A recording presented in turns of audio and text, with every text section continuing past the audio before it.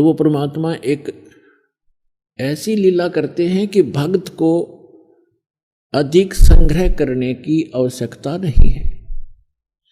भक्त वही होता है जो उस लोक की परंपराओं से हटकर आध्यात्मिक परंपराओं के आधार से अपना जीवन निर्वाह करे, उसके आधार से चले, वो भक्त कहलाता है।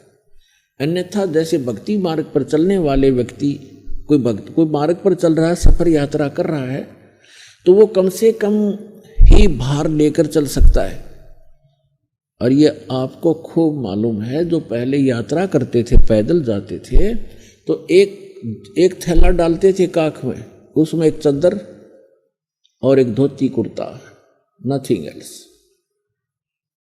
तो कहने का भाव ये है, हमने जाना सतलोक में और हम यहाँ वजन रख लिया ज्यादा, या कोठी मेरी है, ये कार मेरी है, 5 प्लाट ले लिए हैं और इतने एकड़ जमीन बना ली, राजा बन गया, ये राज मेरा है।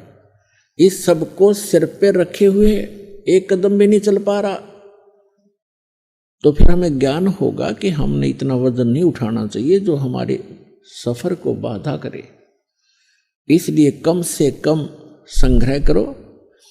और ये परंपराएं जो हमने बना रखी हैं, ये ही हमारा दुख का मूल है, जड़ है ये दुख की।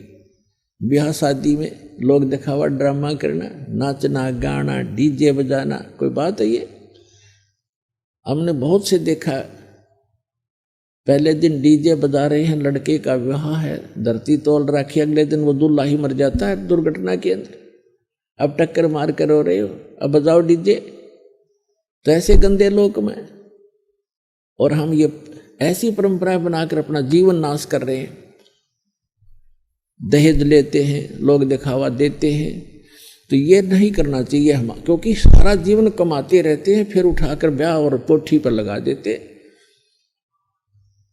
तो हमने सिंपल मकान जो भगवान अलाउड करे उतना ही बनाओ, चाहे अपनी झोंपड़ी डाल लो, दया करता है भगवान तो मकान बना लो, आपकी व्यवस्था है तो। एक झोंपड़ी भी अच्छे ढंग की बनाई हुई उतना ही काम करेगी जो आपके महल करेंगे। और आजकल के पक्के मकानों से झोंपड़ी जो डाली जाती थी वो गर्मी सर्दी दोनों से प्रोटेक्ट करना करती थी, आज ऐसी भी ना काम करे जो वो करा करती थी। तो जैसा भी है, देश काल परिस्थिति जो बदल गई है, तो हम कैसे भी मकान बना कर रहे हैं, लेकिन भगवान की भूल ना पड़े और इन परंपराओं को कम करें हम,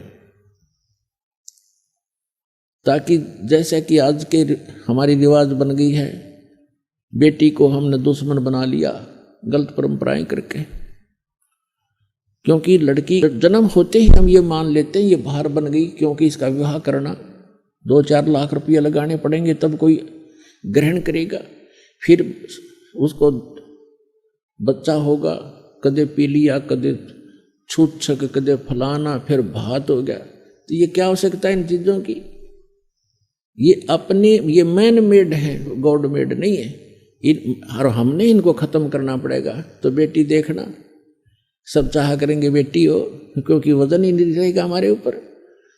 तो और बेटी बिना फिर बेटे के गाड़ोगे, बेटी ना हुई तो फिर ब्याह कितना होगा, अगला बेटी ना होगी तो किसी का। तो हमारी बुद्धि पर पत्थर पड़ गए, हम भगवान से दूर होकर समाज में ही रंग गए और उसी दृष्टिकोण से सोचने लग गए। तो इनसे ऊपर उठना पड़ेगा, तब हम भक्ति कर सकते हैं।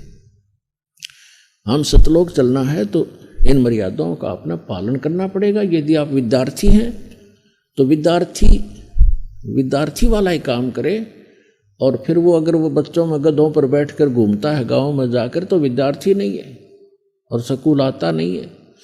इस प्रकार आप जी ने ये अन्य परंपराएं त्यागनी।